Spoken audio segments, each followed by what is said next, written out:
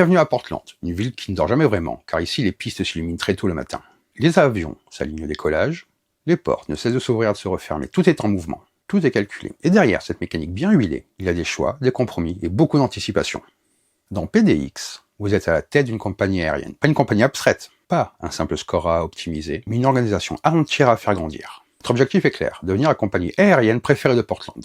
Pour y arriver, il ne suffit pas simplement de multiplier les destinations. Il faudra construire intelligemment, investir au bon moment et accepter que certains bénéfices n'arrivent que plus tard. PDX est un jeu pour 1 à 4 joueurs, des durées de partie de 20 à 90 minutes. Le jeu est signé Sean Turney, édité par Waterworks Games et mis en image par Richard Perez, avec une direction artistique qui accompagne très bien cette ascension de réseau. De lignes aériennes et d'infrastructures en constante évolution. Ce que PDX propose, c'est une expérience de gestion où rien n'est jamais immédiat. Les avions n'en partent pas tout de suite, les destinations doivent être préparées, réservées et assignées. Les portes doivent être améliorées pour pouvoir accueillir de plus en plus de passagers. Chaque action s'inscrit dans une chaîne logique, et c'est justement cette chaîne que le jeu vous demande de maîtriser. Autour de la table, chacun développe sa propre compagnie, avec ses choix, ses priorités, son rythme. Certains vont investir tôt dans l'infrastructure, d'autres vont chercher à optimiser chaque vol, chaque atterrissage. Et pendant ce temps, le jeu avance, les piles de destination diminuent, les opportunités se referment, et la fin de partie se rapproche. PDX est un jeu qui parle de tempo, de planification, de décisions prises maintenant pour des gains plus tard. Un jeu où on passe du temps sur son plateau, mais il ne faut pas oublier de regarder les compagnies adverses, parce que chaque choix qu'elles font influence vos propres options.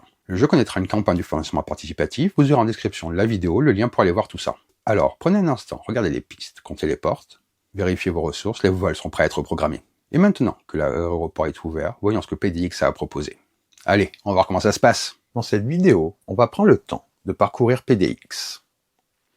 Étape par étape. On va d'abord voir comment le jeu se met en place, ce que vous faites concrètement à chaque tour, et comment les différentes mécaniques s'articulent entre elles. Ensuite, on s'arrêtera sur les points clés du gameplay, ce qui fait le rythme du jeu, les choix importants à faire, et les erreurs classiques à éviter quand on découvre PDX. On parlera aussi des sensations en jeu, de la tension, de la manière dont le jeu évolue au fil de la partie. Et pour finir, je vous donnerai mon avis, en revenant sur ce que le jeu fait bien, à qui il s'adresse vraiment, et dans quel contexte il prend tout son sens.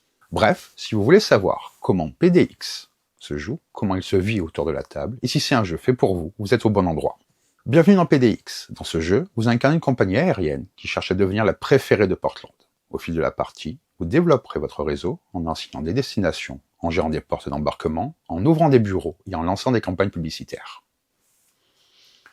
Chaque décision compte, car il faudra planifier soigneusement vos actions afin de dépasser vos adversaires et obtenir le plus grand nombre de points à la fin de la partie. PDX est un jeu prévu pour 1 à 4 joueurs. Une partie dure environ 15 minutes par joueur, et le jeu est recommandé à partir de 10 ans. Les règles dont je vais vous parler sont en évolution, car ce n'est pas une version définitive, c'est une version que m'a fait parvenir l'éditeur afin que je puisse vous en parler. Comme je vous disais en introduction, il y aura une campagne de financement participatif, vous aurez le lien pour aller voir tout ça. Vous aurez également le lien du site internet de l'éditeur pour voir l'évolution des règles. Ça ne devrait pas trop changer, mais il se peut qu'il y ait des détails très légers qui changent. Commençons par la mise en place. Placez le plateau terminal au centre de la table. Les tuiles bureaux sont mélangées puis réparties en 3 piles égales, placées face visible dans la réserve des bureaux. Les tuiles destination sont mélangées puis placées face visible sur le marché des destinations. Le nombre de tuiles dépend du nombre de joueurs. Les tuiles restantes sont remises dans la boîte. Le jeton premier joueur est donné au premier joueur. Les cartes de campagne publicitaire sont mélangées et placées face visible dans l'affichage, selon le nombre de joueurs encore une fois. Le reste du paquet est placé face cachée à côté du plateau. Les avions sont ensuite placés sur la piste. Selon le nombre de joueurs, 2, 3 ou 4 avions de chaque type sont placés sur la piste dans un ordre aléatoire, alignés et orientés dans la même direction. Ici, vous avez les avions de petite taille, les avions moyens et les grands avions. Donc là, ce que vous voyez actuellement est une mise en place à 3 joueurs. Les avions non utilisés sont bien entendu remis dans la boîte. Les jetons service, les améliorations de portes, ainsi que les portes supplémentaires sont placés dans une réserve générale à côté du plateau terminal. Il doit y avoir une tuile porte supplémentaire par joueur, les autres sont remises dans la boîte. Chaque joueur choisit un plateau de compagnie aérienne ainsi que les composants de la couleur correspondante. Le plateau représente la zone personnelle du joueur. C'est ici que la compagnie se développe en améliorant les portes, en réservant et en assignant des destinations, en stockant, en utilisant des avions et en conservant les différents jetons. La réserve de destination permet de stocker des tuiles destination en attente d'être assignées aux portes. Les joueurs commencent la partie sans destination. Pour une première partie, il y a une variante, première partie, qui est décrite dans le livret de règles dont je vous parlerai un petit peu plus tard. Chaque joueur place 2 valises sur son plateau. Elles servent à planifier des actions supplémentaires. Chaque joueur dispose également d'un ouvrier qui pourra être envoyé dans différents bureaux au cours de la partie. La zone de stockage des jetons sert à conserver les jetons service et les jetons activité. À la fin de son tour, un joueur doit avoir dépensé ou défaussé les jetons excédents afin de respecter sa capacité maximale. Les bureaux privés peuvent être ouverts afin de gagner des bonus de points en fin de partie. Chaque joueur commence avec 3 ports de courte distance. Chaque port peut accueillir jusqu'à 5 destinations courte distance. Les ports peuvent être améliorés pour accueillir des destinations de plus longue distance. Le hangar sert à stocker les avions loués. Lorsqu'un joueur loue un avion, celui-ci est placé dans le hangar, jusqu'à ce qu'un vol soit programmé et que l'avion soit placé sur une porte pour atterrir lors de tours futurs. Les joueurs commencent la partie sans avion. Une fois que la mise en place est prête, vous serez prêt à jouer. Maintenant, parlons du plateau principal et des différents éléments. La réserve générale contient les éléments accessibles à tous les joueurs. En visitant le bureau construire, les joueurs peuvent obtenir des tuiles d'amélioration de portes, ainsi que des tuiles portes supplémentaires. Les jetons de service constituent la monnaie du jeu. Ils sont nécessaires pour assigner des destinations aux portes. Les joueurs en gagnent en visitant des bureaux et en faisant voler des avions. Au-dessus, des bureaux peuvent être ouverts afin d'agrandir l'aéroport et de gagner des jetons service. Lorsqu'un joueur ouvre un bureau sur le terminal, il gagne immédiatement un bonus, un jeton service de son choix. Ici, nous avons la piste. Un avion peut être loué en visitant le bureau louer un avion. Lorsqu'un joueur loue un avion, il prend toujours le premier avion de la file située sur la piste. Ici, nous avons les bureaux d'action du terminal. Les actions principales du jeu sont effectuées en les visitant. Ces bureaux permettent notamment de construire, de placer une valise, de réserver des destinations, de louer des avions et de lancer des campagnes publicitaires. Les destinations ici permettent de gagner des points. Les joueurs peuvent réserver des destinations depuis le marché et les stocker sur leur plateau personnel jusqu'à ce qu'ils disposent des jetons service nécessaires pour les assigner à une porte. Les destinations comportant une barre grise, comme ici, permet d'effectuer des actions bonus. Les tuiles comportant des chevrons permettent de gagner des jetons activités, nécessaires pour lancer des campagnes publicitaires. Le nombre de tuiles destination par pile dépend du nombre de joueurs dans la partie. Ici, nous avons les campagnes publicitaires, qui permettent de marquer des points. Lorsqu'un joueur dispose des jetons correspondant à une publicité, il peut lancer une campagne. Les jetons activités, ce sont ceux-là. Le nombre de cartes campagne publicitaires disponibles dépend du nombre de joueurs. L'objectif de PDX est de marquer le plus de points possible. Les points proviennent des destinations, des tuiles de bureaux privés et des campagnes publicitaires complétées. Pour y parvenir, les joueurs réservent des destinations et visitent des bureaux afin de gagner des jetons de service qui représentent les ressources du jeu. Les joueurs contribuent au développement des services de l'aéroport en ouvrant de nouveaux bureaux et en améliorant leurs portes pour accéder aux destinations de moyenne et longue distance, et en louant des avions afin d'obtenir des jetons et des actions bonus. Les destinations constituent la principale source de points du jeu. Il en existe 3 types: les courtes, les moyennes et les longues distances. Vous voyez le nombre de points. Les destinations, dont la partie inférieure est grise, permettent d'effectuer des actions bonus. Les destinations comportant des chevrons sont des destinations activités. Elles affichent des icônes d'activité permettant de gagner des jetons d'activité utilisés pour lancer des campagnes publicitaires. Comment se déroule un tour de jeu? Les joueurs jouent chacun leur tour dans le sens horaire. Un tour de jeu est composé de 5 phases. La phase d'action permet d'effectuer les actions disponibles. La phase d'atterrissage des avions consiste à déplacer les avions vers la destination suivante sur leur route. Lorsqu'un avion atterrit, le joueur gagne l'un des jetons service indiqués, ainsi que le jeton activité affiché, soit l'action optionnelle de la destination. La phase de récupération des valises permet de reprendre toutes les valises placées lors des tours précédents et d'effectuer l'action du bureau correspondant. La phase de déplacement de l'ouvrier permet de déplacer son ouvrier vers n'importe quel bureau du terminal ou vers un bureau de service offert, puis d'effectuer les actions et de gagner les jetons correspondants. La phase de programmation de vol permet de déplacer des avions depuis le hangar vers une porte de taille correspondante. La phase de nettoyage, quant à elle, impose au joueur de vérifier sa capacité de stockage. Si le joueur dépasse sa capacité en jetons ou en avion, il doit défausser l'excédent pour revenir à sa limite. Certaines actions peuvent être effectuées à tout moment, aussi bien pendant son propre tour que pendant le tour des joueurs. Il s'agit de l'assignation et du paiement des destinations, du réarrangement des éléments et de l'annulation des vols. La partie se termine lorsque 3 des 8 piles de destination présentes dans l'affichage sont vides. Lorsque cette condition est remplie, le joueur en cours termine son tour. Le tour continue ensuite dans le sens horaire jusqu'à atteindre le joueur situé avant le premier joueur, afin que tous les joueurs aient joué le même nombre de tours. Le premier joueur ne joue pas de tour supplémentaire. Après le dernier tour, tous les joueurs comptent leurs points et déterminent le vainqueur. Les joueurs additionnent les points obtenus grâce aux destinations assignées aux portes et au hub. Ils ajoutent ensuite le point provenant des campagnes publicitaires lancées. Ensuite, ils ajoutent les points issus des bureaux privés en fonction des services correspondant aux destinations assignées aux portes. Le joueur ayant le plus grand nombre de points remporte la partie. À l'égalité, le joueur possédant le plus grand nombre de tuiles destination l'emporte. Avant d'aller plus loin, parlons de quelques concepts clés du jeu. Maintenant que vous avez vu la mise en place, il se peut qu'au fur et à mesure de la vidéo, les éléments bougent pour que je puisse vous montrer des exemples ou vous parler de choses plus précises. Attardons-nous sur les tuiles destination. Chaque tuile destination indique le code de l'aéroport et la ville correspondante, le coût en jetons service pour être assigné, ainsi que sa valeur en points. Les destinations actions indiquent une action qui est déclenchée lorsqu'un avion y atterrit. Les destinations activités indiquent un jeton d'activité gagné lorsqu'un avion y atterrit. Les destinations doivent être assignées à des portes en payant leur coût en jetons de service. Une route correspond à l'ensemble des destinations assignées à une même porte. Les routes sont limitées par la capacité et le type de porte. Les portes doivent être de taille égale ou supérieure au type de destination assignée, qu'il s'agisse de courte, moyenne ou de longue distance. Les portes peuvent être améliorées afin de permettre l'assignation de destinations de moyenne et longue distance. Les joueurs doivent investir dans leur infrastructure pour pouvoir accueillir des destinations plus attractives. Les joueurs visitent des bureaux pour effectuer des actions et gagner des jetons. Il existe deux types de bureaux. Les bureaux du terminal qui permettent de réserver des destinations, de construire, de louer des avions et de lancer des campagnes publicitaires. Le bureau construire permet également de placer une valise afin d'obtenir une action supplémentaire lors d'un tour futur. Les bureaux de service permettent de gagner des jetons service et de placer une valise. Lorsqu'un joueur visite le bureau de service privé d'un autre joueur, ce dernier peut également placer une valise. Les valises et les avions fonctionnent comme des ouvriers supplémentaires. Les joueurs peuvent effectuer davantage d'actions à chaque tour en utilisant stratégiquement leurs valises pour des tours futurs, ainsi qu'en louant et en programmant des vols afin de gagner des ressources, d'activer des actions de destination grâce aux avions. Passons maintenant aux différentes actions précises d'un tour de jeu. Chaque tour commence par la phase d'atterrissage des avions. Le joueur déplace chaque avion programmé, qu'il soit placé sur une porte ou déjà engagé sur une route, vers la destination suivante de cette route. Si le joueur n'a aucun vol programmé, cette phase est ignorée. Lorsqu'un avion atterrit sur une tuile destination, le joueur gagne un jeton de service de son choix parmi ceux indiqués sur la tuile. Si la destination est une activité, le joueur gagne le jeton activité correspondant. Si la destination est une destination action avec une barre grise, le joueur peut de manière optionnelle effectuer l'action indiquée.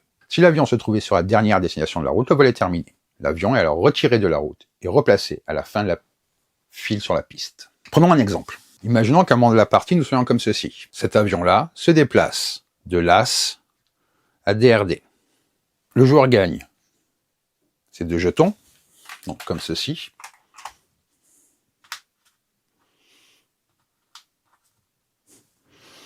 Ainsi qu'une action construire. Toutes les destinations sous une porte font une route. Et comme ici, le petit avion n'a plus de destination, il retourne sur le plateau, comme ceci. Certaines tuiles destination permettent d'effectuer une action optionnelle. Cette action doit obligatoirement être effectuée pendant la phase d'atterrissage des avions du tour du joueur. Ceci vous permet de gagner un jeton de service joker depuis la réserve générale. Ce sont ces jetons-là.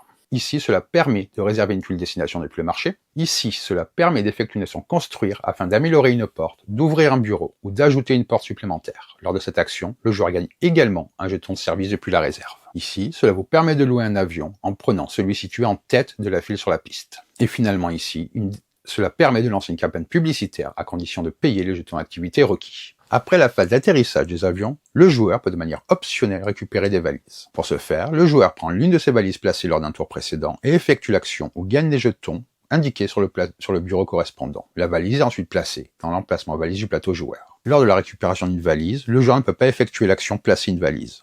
Par exemple ici, je récupérerai ma valise et j'effectue l'action réserver une destination. Après la phase d'atterrissage des avions, le joueur déplace son ouvrier. Il visite ensuite soit un bureau du terminal, soit un bureau de service, effectue l'action du bureau ou gagne les jetons indiqués. Les actions disponibles à tout moment peuvent être effectuées à n'importe quel moment, y compris au milieu des actions du terminal. Par exemple, ici, je pourrais placer une valise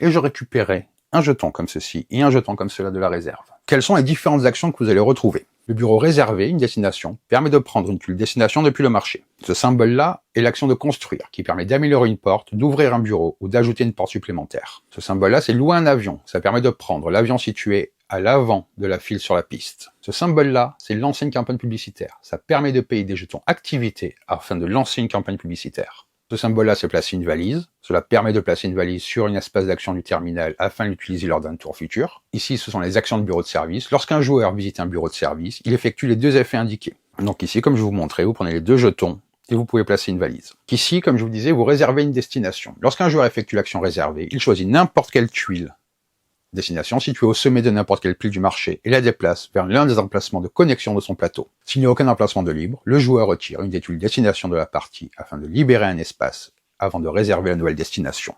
C'est-à-dire que là, par exemple, je prendrai celle-ci et je peux la placer là. Ici, c'est construire. Vous allez pouvoir soit améliorer une porte.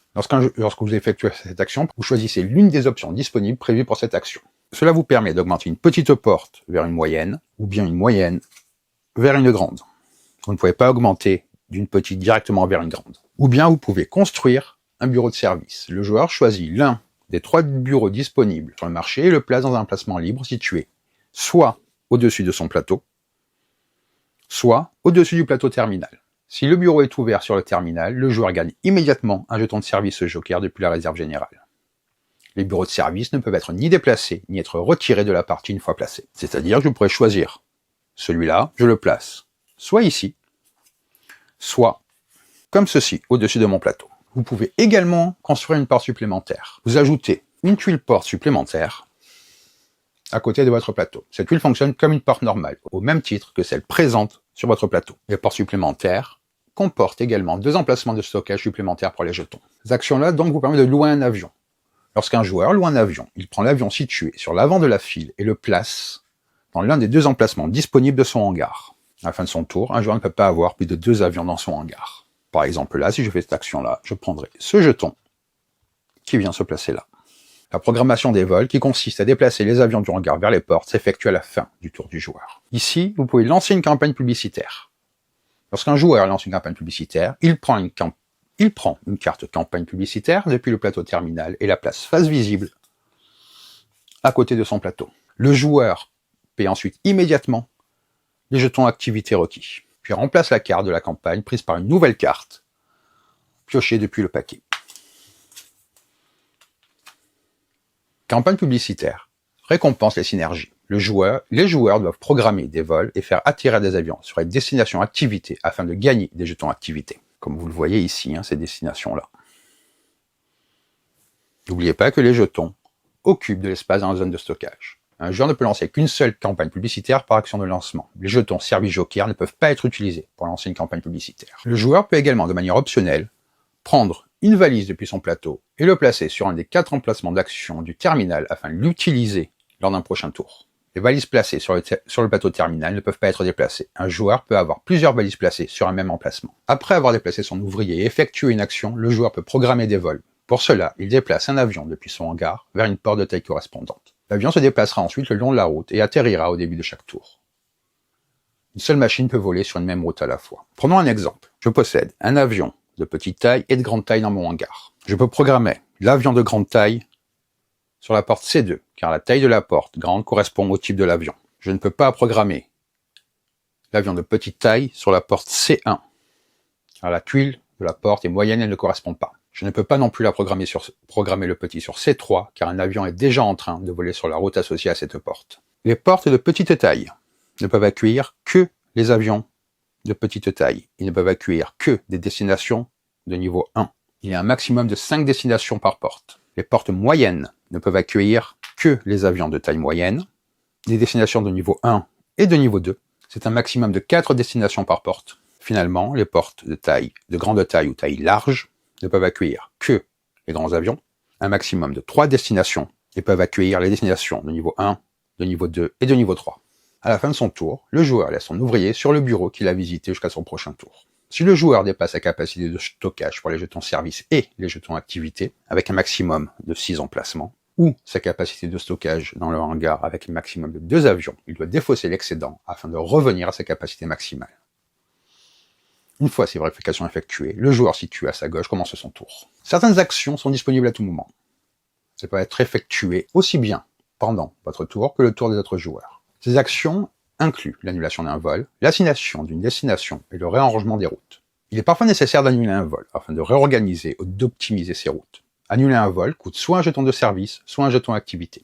Le joueur défausse un jeton de son choix depuis la zone de stockage, puis place l'avion annulé à la fin de la file sur la piste. Par exemple, ici, je peux annuler l'avion de petite taille qui est sur cette tuile-là.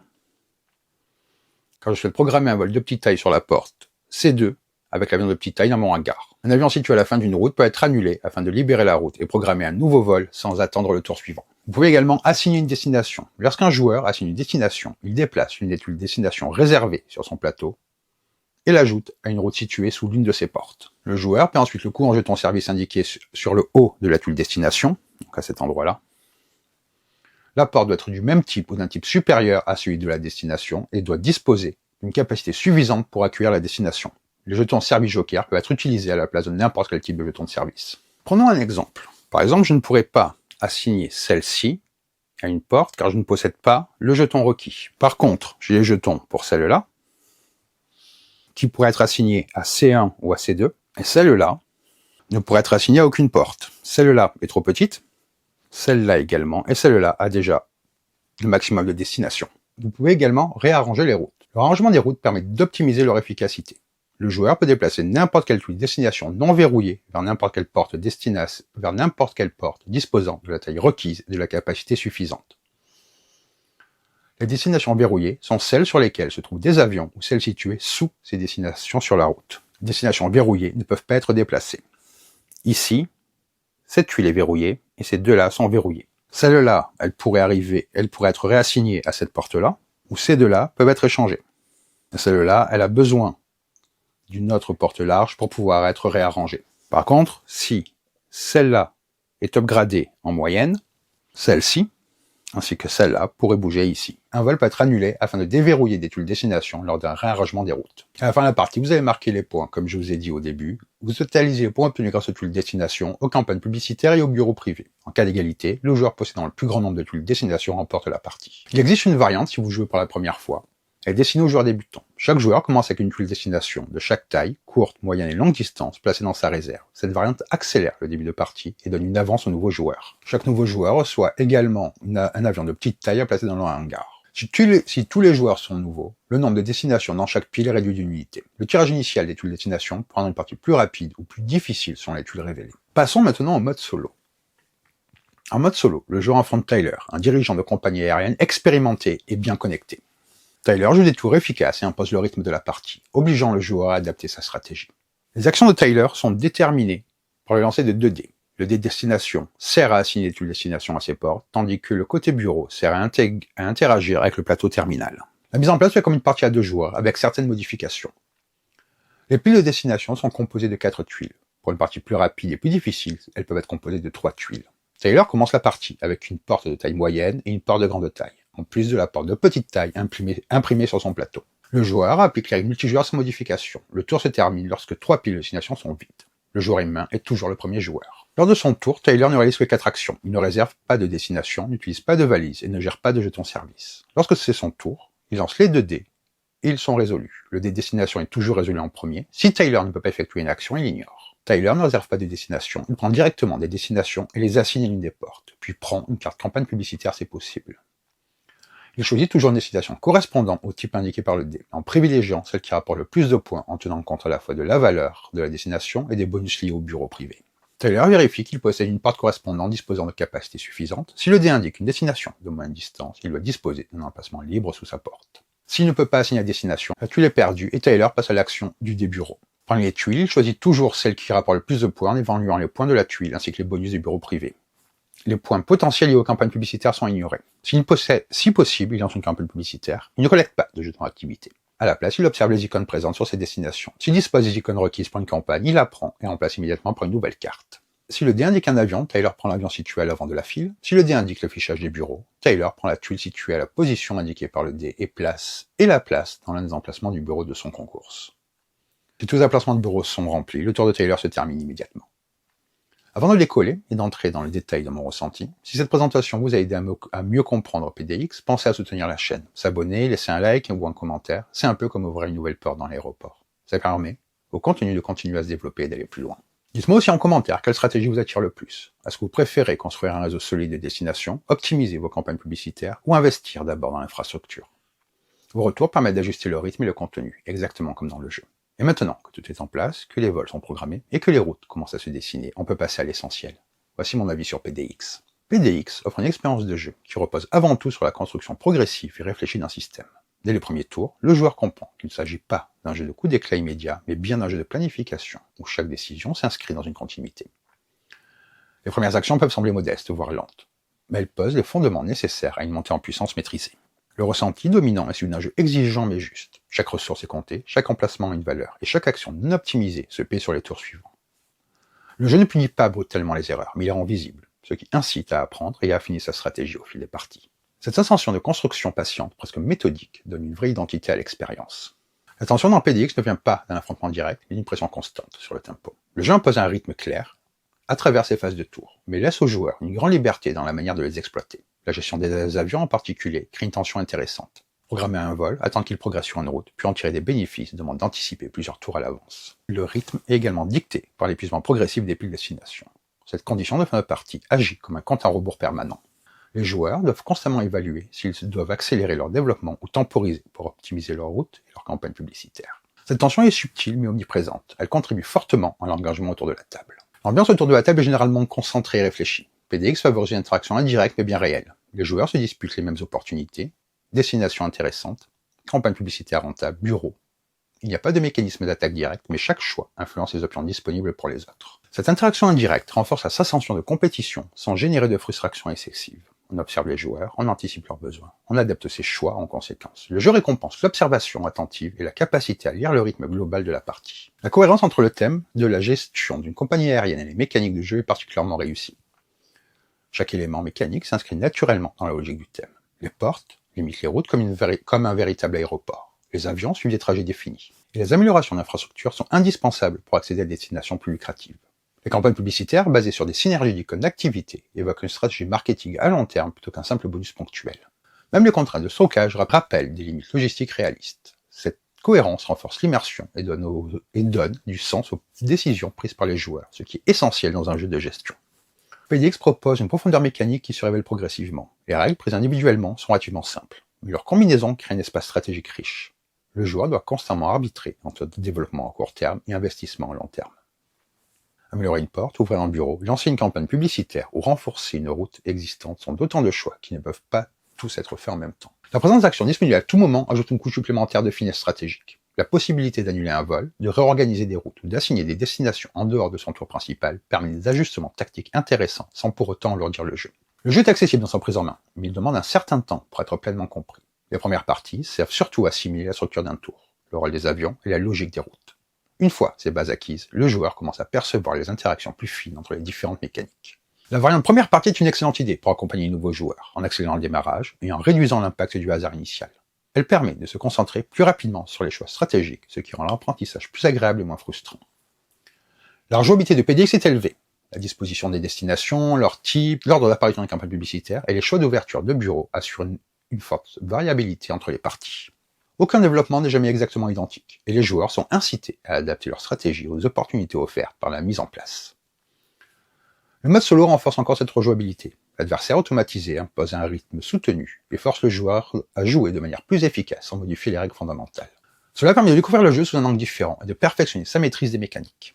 PDX s'adresse avant tout aux joueurs qui aiment les jeux de gestion structurés où l'optimisation et la planification priment sur l'aléatoire ou l'affrontement direct.